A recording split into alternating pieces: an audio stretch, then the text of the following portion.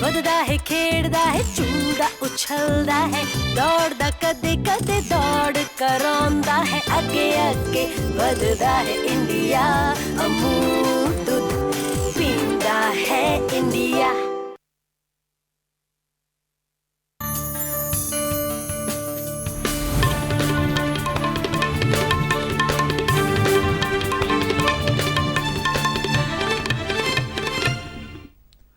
नमस्कार, खबरों के इस बुलेटिन में तुहाडा स्वागत है।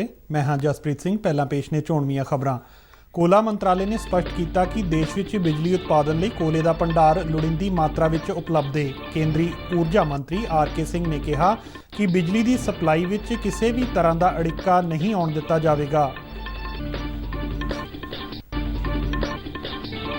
पंजाब प्रदेश कांग्रेस के प्रधान नवजोत सिंह सिद्धू ने सूबा सरकार नूं नियमां की उलंघना के मामले में प्राइवेट थर्मल प्लांटां खिलाफ कार्रवाई करने की अपील की।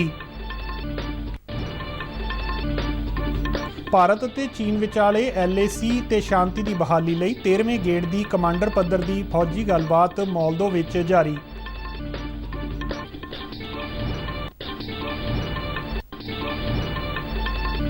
देश भर में खाण वाले तेल दीयां कीमतां नूं घट करन लई केंद्र सरकार ने भंडारण हद संबंधी नवे निर्देश जारी किए।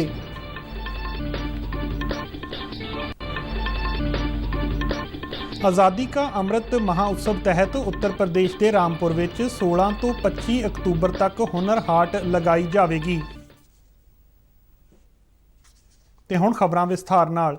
कोला मंत्रालय ने स्पष्ट किया है कि देश में बिजली उत्पादन लई कोले की उपलब्धता काफ़ी है। एक बयान में मंत्रालय ने दस्सिया है कि कोल इंडिया कोल 72 लाख टन कोले का भंडार मौजूद है, जो कि कोले नाल चलण वाले थर्मल प्लांटां की 4 दिनों की लोड़ की पूर्ति कर सकता है। मंत्रालय मुताबक कोल इंडिया वालों पावर प्लांटां नूं 400 लाख टन तो वध कोला भेजा जा रहा है। बयान मुताबक सितंबर 2021 तक चालू वरे दौरान घरेलू कोले ते आधारित बिजली उत्पादन 24% वधिया है।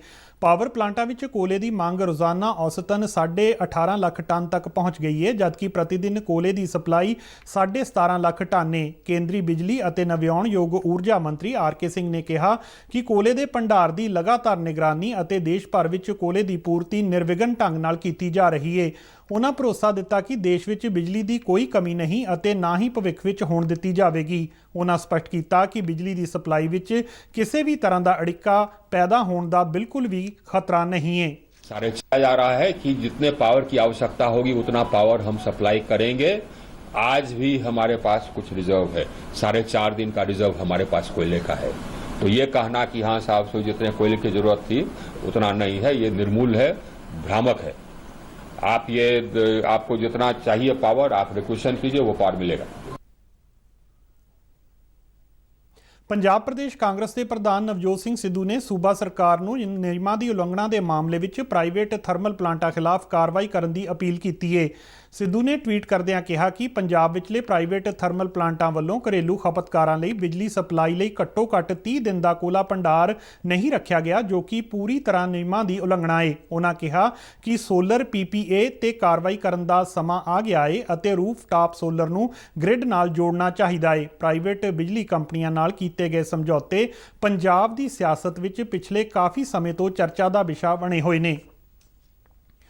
पंजाब राज बिजली निगम लिमिटेड के CMD A वेणु प्रसाद ने कहा है कि खपतकारां लई 1800 मैगावाट बिजली 11 रुपए 60 पैसे फी यूनिट के हिसाब नाल खरीदी गई है। पटियाला तो जारी बयान में प्रसाद ने कहा कि सूबे में कोले नाल चलण वाले थर्मल प्लांट कोले की घाट का सामना कर रहे हैं। उन्होंने कहा कि मौजूदा समय सूबे के सारे कोला थर्मल प्लांटां विच 1.5 दिन का कोला भंडार बाकी बचिया है, जबकि सरकारी प्लांटां विच 4 दिन का कोला भंडार है। बयान में CMD ने दस्सिया कि कोले की मांग मुताबक सप्लाई नहीं मिल रही, जिस करके बिजली उत्पादन यूनिट 50% समर्था ते ही काम कर रहे हैं।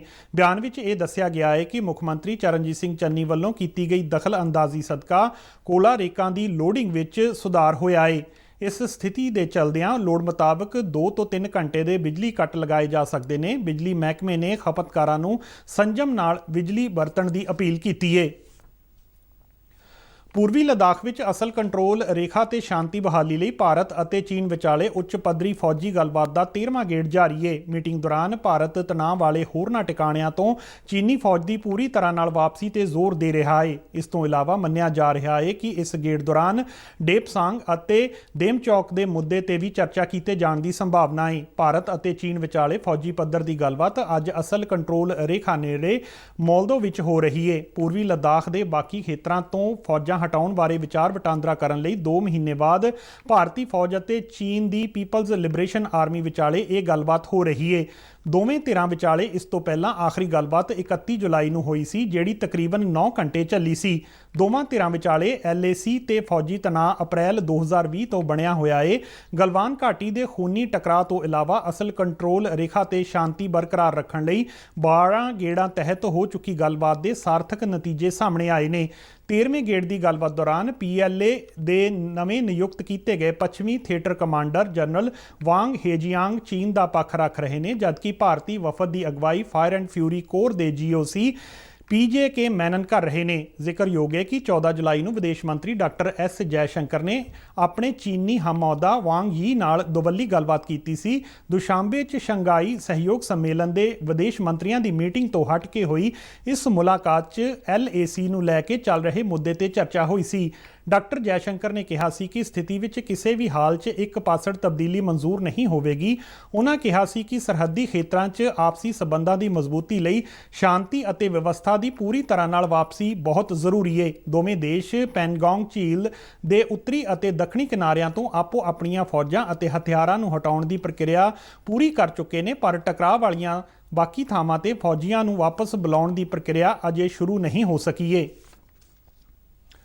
ਦੇਸ਼ ਭਰ ਵਿੱਚ ਖਾਣੇ ਵਾਲੇ ਤੇਲ ਦੀਆਂ ਕੀਮਤਾਂ ਘਟਾਉਣ ਲਈ ਕੇਂਦਰ ਸਰਕਾਰ ਨੇ ਤੇਲ ਦੀ ਭੰਡਾਰਨ ਹੱਦ ਸੰਬੰਧੀ ਨਵੇਂ ਨਿਰਦੇਸ਼ ਜਾਰੀ ਕੀਤੇ ਨੇ। ਖਪਤਕਾਰ ਮਾਮਲੇ, ਖੁਰਾਕ ਅਤੇ ਜਨਤਕ ਵੰਡ ਮੰਤਰਾਲੇ ਨੇ ਦੱਸਿਆ ਕਿ ਸੂਬੇ ਅਤੇ ਕੇਂਦਰ ਸ਼ਾਸਤ ਪ੍ਰਦੇਸ਼ ਆਪਣੇ ਅਧਿਕਾਰ ਖੇਤਰ ਵਿੱਚ ਮੌਜੂਦ ਭੰਡਾਰ ਦੇ ਆਧਾਰ ਤੇ ਭੰਡਾਰਨ ਹੱਦ ਤੈਅ ਕਰਨਗੇ। ਇਸ ਤੋਂ ਇਲਾਵਾ ਤੇਲ ਦੇ ਕਾਰੋਬਾਰ ਨਾਲ ਜੁੜੇ ਸਾਰੇ ਹਿੱਤਧਾਰਕਾਂ, ਰਿਫਾਈਨਰਾਂ ਅਤੇ ਮਿਲਰਾਂ ਨੂੰ ਖੁਰਾਕ ਤੇ ਜਨਤਕ ਵੰਡ ਵਿਭਾਗ ਦੇ ਵਿਸ਼ੇਸ਼ ਪੋਰਟਲ ਤੇ ਭੰਡਾਰ ਦੀ ਜਾਣਕਾਰੀ ਦੇਣ ਦੀ ਵੀ ਹਦਾਇਤ ਕੀਤੀ ਗਈ ਹੈ। ਕੇਂਦਰ ਦੀਆਂ ਹਦਾਇਤਾਂ ਅਨੁਸਾਰ ਸੂਬੇ ਤੇ ਕੇਂਦਰ ਸ਼ਾਸਤ ਪ੍ਰਦੇਸ਼ ਪੋਰਟਲ ਤੇ ਸਮੇਂ ਸਿਰ ਸਹੀ ਭੰਡਾਰ ਜਾਣਕਾਰੀ ਨੂੰ ਉਪਲਬਧ ਕਰਾਉਣ ਲਈ ਜ਼ਿੰਮੇਵਾਰ ਹੋਣਗੇ। ਇਹ ਨਵੇਂ ਨਿਰਦੇਸ਼ 31 ਮਾਰਚ 2022 ਤੱਕ ਲਾਗੂ ਰਹਿਣਗੇ।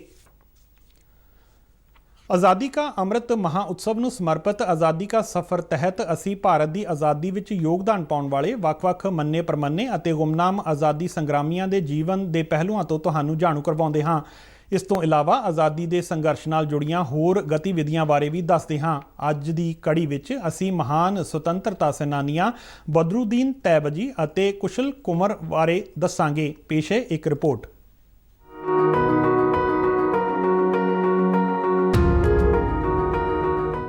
ਅੱਜ ਸੁਤੰਤਰਤਾ ਸੈਨਾਨੀ ਬਦਰੁਦੀਨ ਤੈਬ ਜੀ ਦੀ ਜਯੰਤੀ ਹੈ।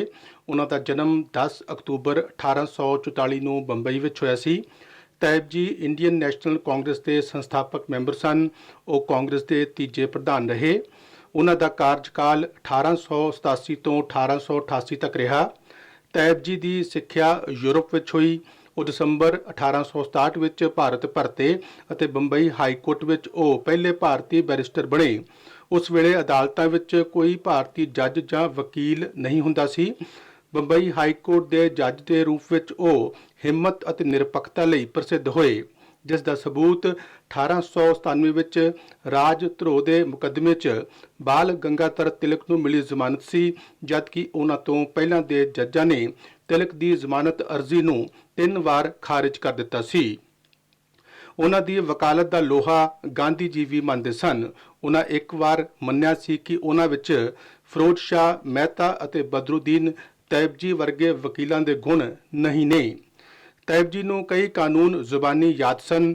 1902 ਵਿੱਚ ਬਦਰੁਦੀਨ ਤੈਬ ਜੀ ਬੰਬੇ ਹਾਈ ਕੋਰਟ ਦੇ ਮੁੱਖ ਜੱਜ ਦੇ ਅਹੁਦੇ ਤੇ ਪਹੁੰਚਣ ਵਾਲੇ ਪਹਿਲੇ ਭਾਰਤੀ ਸਨ। ਕਿਹਾ ਜਾਂਦਾ ਹੈ ਕਿ ਤੈਬ ਜੀ ਨੇ ਤਿਰੰਗੇ ਦੇ ਡਿਜ਼ਾਈਨ ਵਿੱਚ ਵੀ ਭੂਮਿਕਾ ਨਿਭਾਈ ਸੀ। ਇਤਿਹਾਸਕਾਰ ਤ੍ਰੇਵਰ ਰੋਇਲੇ ਨੇ ਆਪਣੀ ਕਿਤਾਬ ਦ ਲਾਸਟ ਡੇਜ਼ ਆਫ ਰਾਜ ਵਿੱਚ ਲਿਖਿਆ ਹੈ ਕਿ ਮੂਲ ਰੂਪ ਵਿੱਚ ਤਿਰੰਗੇ ਵਿੱਚ ਚਰਖੇ ਦੀ ਤਸਵੀਰ ਲਗਾਈ ਜਾਣੀ ਸੀ, ਜਿਸ ਦੀ ਵਰਤੋਂ ਗਾਂਧੀ ਜੀ ਵੱਲੋਂ ਕੀਤੀ ਜਾਂਦੀ ਸੀ, ਪਰ ਉਹ ਪਾਰਟੀ ਦਾ ਨਿਸ਼ਾਨ ਸੀ। ਤੈਬ ਜੀ ਨੇ ਸੋਚਿਆ ਕਿ ਇਸ ਨਾਲ ਗਲਤ ਸੁਨੇਹਾ ਜਾ ਸਕਦਾ ਹੈ। ਬਹੁਤ ਸੋਚ ਵਿਚਾਰ ਤੋਂ ਬਾਅਦ ਗਾਂਧੀ ਜੀ ਉਸ ਦੀ ਥਾਂ ਤੇ ਅਸ਼ੋਕ ਚੱਕਰ ਅਪਣਾਉਣ ਤੇ ਸਹਿਮਤ ਹੋਏ, ਕਿਉਂ ਜੋ ਉਹਨਾਂ ਦੀ ਨਜ਼ਰ ਵਿੱਚ ਸਮਰਾਟ ਅਸ਼ੋਕ ਸਾਰੇ ਧਰਮਾਂ ਦਾ ਸਤਿਕਾਰ ਕਰਦੇ ਸਨ।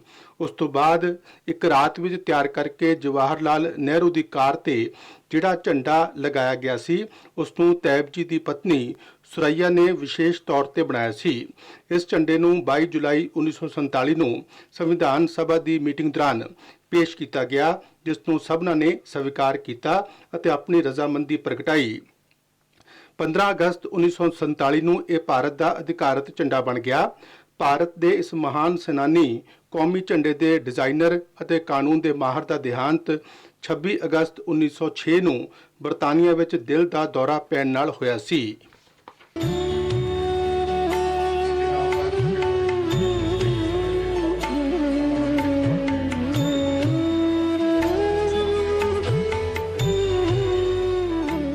ਜੇ ਤੁਸੀਂ ਜਾਣਦੇ ਹੋ ਕਿ 1942 ਵਿੱਚ ਭਾਰਤ ਛੱਡੋ ਅੰਦੋਲਨ ਦੌਰਾਨ ਅੰਗਰੇਜ਼ਾਂ ਨੇ ਅਸਮ ਦੇ ਸੁਤੰਤਰਤਾ ਸੈਨਾਨੀ ਕੁਸ਼ਲ ਕੁੰਵਰ ਨੂੰ ਫਾਂਸੀ ਕਿਉਂ ਦਿੱਤੀ ਸੀ?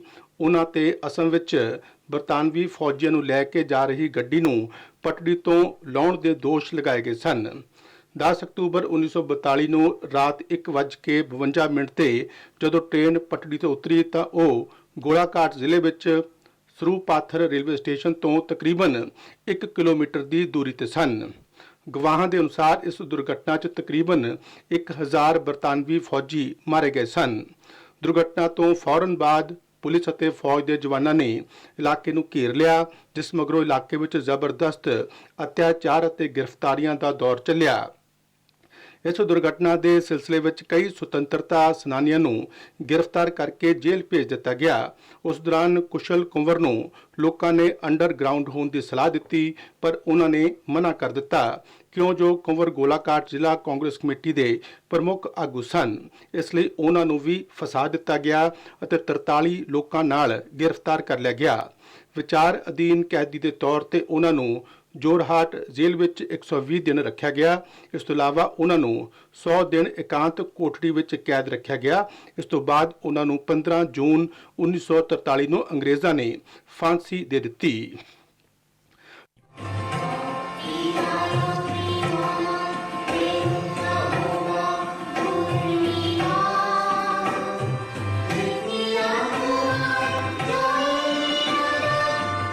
अठत्ती साल ਦੇ ਸੁਤੰਤਰਤਾ ਸੈਨਾਨੀ ਦਾ ਜੀਵਨ ਅਨਿਆਪੂਰਨ ਢੰਗ ਨਾਲ ਗੁਜ਼ਰਿਆ, ਪਰ ਉਹਨਾਂ ਦੇਸ਼ ਲਈ ਆਪਣੀ ਜ਼ਿੰਦਗੀ ਕੁਰਬਾਨ ਕਰ ਦਿੱਤੀ।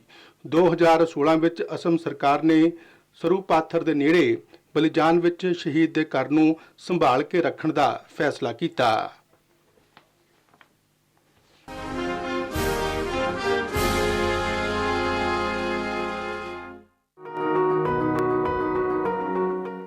देश की आज़ादी के 75वें वरे ਨੂੰ ਸਮਰਪਿਤ आज़ादी का अमृत महोत्सव तहत उत्तर प्रदेश के रामपुर में 16 ਤੋਂ 25 अक्तूबर तक हुनर हाट का आयोजन किया जाएगा।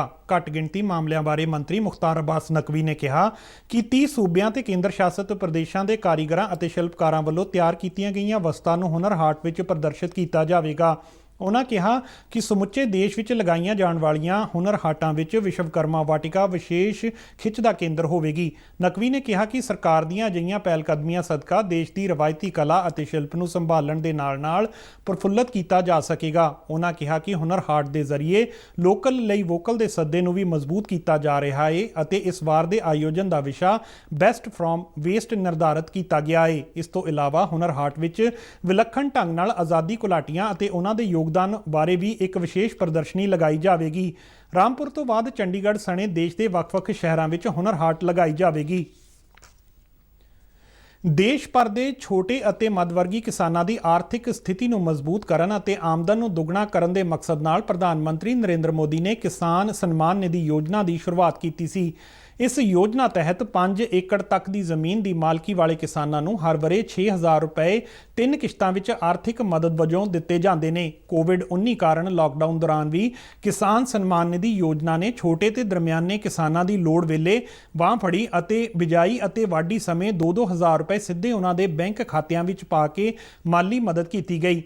ਪੰਜਾਬ ਦੇ ਫਤਿਹਗੜ੍ਹ ਜ਼ਿਲ੍ਹੇ ਦੇ ਕਿਸਾਨ ਵੀ ਇਸ ਯੋਜਨਾ ਦਾ ਲਾਹਾ ਲੈ ਰਹੇ ਨੇ। ਫਤਿਹਗੜ੍ਹ ਸਾਹਿਬ ਤੋਂ ਪ੍ਰਸਾਰ ਭਾਰਤੀ ਦੇ ਨੁਮਾਇੰਦੇ ਨਾਲ ਵੱਖ-ਵੱਖ ਪਿੰਡਾਂ ਦੇ ਕਿਸਾਨਾਂ ਨੇ ਗੱਲ ਕਰਦਿਆਂ ਪ੍ਰਧਾਨ ਮੰਤਰੀ ਕਿਸਾਨ ਸਨਮਾਨ ਨਿਧੀ ਯੋਜਨਾ ਲਈ ਪ੍ਰਧਾਨ ਮੰਤਰੀ ਨਰਿੰਦਰ ਮੋਦੀ ਦਾ ਧੰਨਵਾਦ ਕੀਤਾ ਅਤੇ ਕਿਸਾਨਾਂ ਲਈ ਇਸ ਯੋਜਨਾ ਨੂੰ ਇੱਕ ਵਰਦਾਨ ਦੱਸਿਆ। ਜੋ ਕਿ ਕੇਂਦਰ ਸਰਕਾਰ ਵੱਲੋਂ 6000 ਰੁਪਈਆ ਕਿਸਾਨਾਂ ਨੂੰ ਪੈਨਸ਼ਨ ਦੇ ਸਕੀਮ ਵਜੋਂ ਮਿਲਦਾ ਹੈ, ਉਹ ਬਹੁਤ ਹੀ ਲਾਹੇਵੰਦ ਹੈ ਤੇ ਅਸੀਂ ਧੰਨਵਾਦੀ ਹਾਂ ਕੇਂਦਰ ਸਰਕਾਰ ਦੇ ਕਿ ਇਹ ਜਿਹੜੀ ਰਾਸ਼ੀ ਆ ਇਹਨੂੰ ਅੱਗੇ ਤੋਂ ਡਬਲ ਕੀਤਾ ਜਾਵੇ। ਜੋ 3 ਮਹੀਨੇ ਬਾਅਦ 2000 ਰੁਪਈਆ ਮਿਲਦਾ ਹੈ, ਉਹ ਲੋਕਾਂ ਨੂੰ ਬਹੁਤ ਹੀ ਲਾਹੇਵੰਦ ਸਿੱਧ ਹੋ ਰਿਹਾ ਹੈ। ਤੇ ਜਿਹੜੀ ਕੇਂਦਰ ਸਰਕਾਰ 2-2000 ਰੁਪਇਆ ਕਿਸਾਨਾਂ ਦੀ ਸਹਾਇਤਾ ਵਜੋਂ ਦੇ ਰਹੀ ਆ, ਕੇਂਦਰ ਸਰਕਾਰ ਨੂੰ ਮੈਂ ਬੇਨਤੀ ਕਰਦਾ ਵੀ ਜੇ ਇਹ ਹੋਰ ਵੱਧ ਕੇ ਦੇ ਦੇਣ ਤਾਂ ਕੇਂਦਰ ਸਰਕਾਰ ਦੀ ਕਿਸਾਨ ਤੇ ਮਜ਼ਦੂਰ ਸਾਰੀ ਸ਼ਲਾਘਾ ਕਰਨੀ। ਇਸ ਦੇ ਨਾਲ ਹੀ ਖਬਰਾਂ ਦਾ ਇਹ ਬੁਲੇਟਿਨ ਖਤਮ ਹੁੰਦਾ ਹੈ। ਨਮਸਕਾਰ।